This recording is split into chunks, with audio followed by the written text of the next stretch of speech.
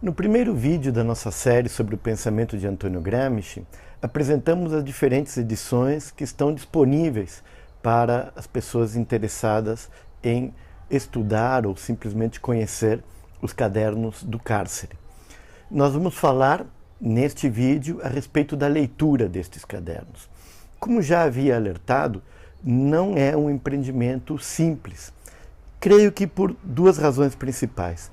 A primeira é que nos cadernos do cárcere é muito presente a cultura italiana. Nós vamos ver Gramsci escrevendo a respeito de autores como Giovanni Papini, Giuseppe Prezzolini, Benedetto Croce, Achille Loria, Giovanni Gentile. São autores que não são conhecidos do público brasileiro, autores inclusive que têm poucos livros ou poucos textos publicados em português.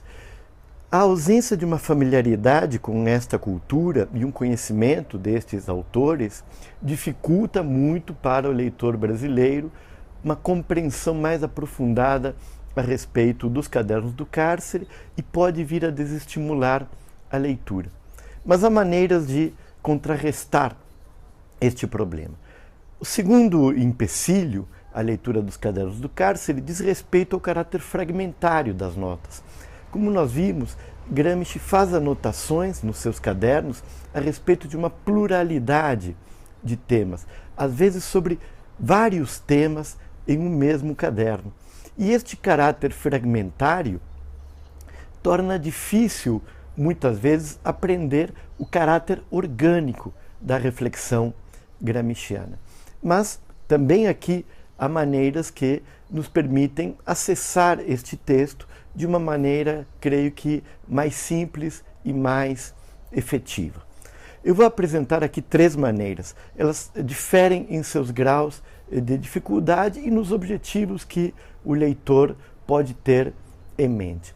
Para uma pessoa que está interessada em uma primeira abordagem, um primeiro conhecimento daqueles escritos de Gramsci na prisão, eu recomendo uma boa antologia.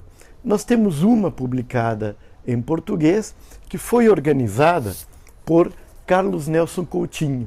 Se chama O Leitor de Gramsci e foi publicada pela editora da Civilização Brasileira.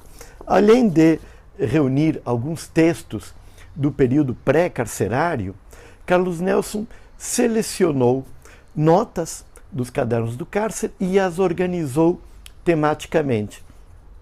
Isto facilita um primeiro conhecimento da obra ou até mesmo que o leitor selecione aqueles temas nos quais está mais interessado para, em uma primeira abordagem, tomar conhecimento dos escritos gramscianos.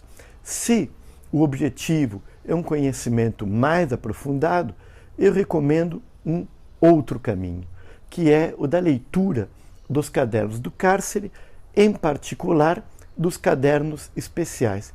A maneira como a edição brasileira foi publicada facilita esta operação. Eu recomendo trabalhar com três temas: filosofia, política e história. São temas que Gramsci trabalha de forma muito unitária em sua reflexão nos cadernos do cárcere, apresentando a possibilidade de tradução de um em outro, ou seja, de tradução, por exemplo, da filosofia na linguagem da política na linguagem da história. Como fazer esta leitura?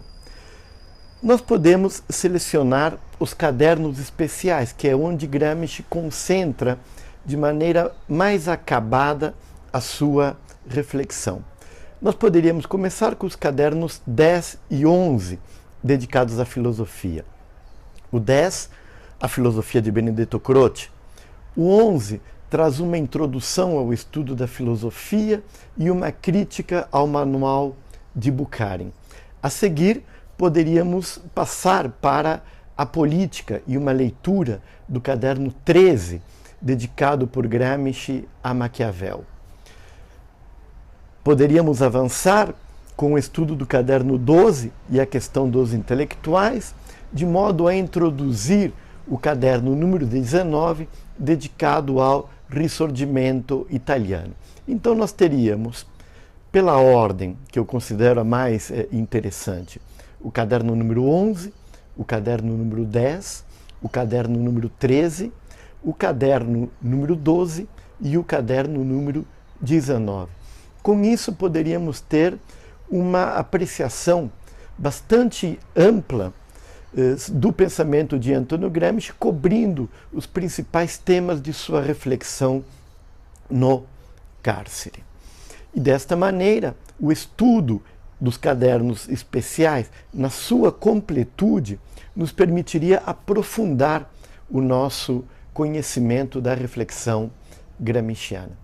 Se o objetivo é, entretanto, pesquisar a obra de Gramsci e aprender o ritmo de seu pensamento, não há outro caminho, entretanto, do que trabalharmos com a edição crítica. Nós temos duas possibilidades. Aqui, a primeira é a chamada edição de Ratana, publicada a partir de 1975, há uma edição também em 1977, outra edição nos anos 2000, no qual, como já falei, os cadernos do cárcere são reproduzidos na sua integralidade, do primeiro ao último. Nós temos ainda uma edição mexicana em 6 volumes, este é o primeiro dos volumes, que pode facilitar a vida para quem não está ainda familiarizado com o idioma italiano. Bem, aqui trata-se de ler Gramsci da primeira à última página, ou seja, de procurar aprender do processo de escrita destes cadernos a construção dos conceitos, verificando como Gramsci, à medida em que avança em sua elaboração, retifica, reformula alguns conceitos, aprimorando-os e tornando-os mais precisos.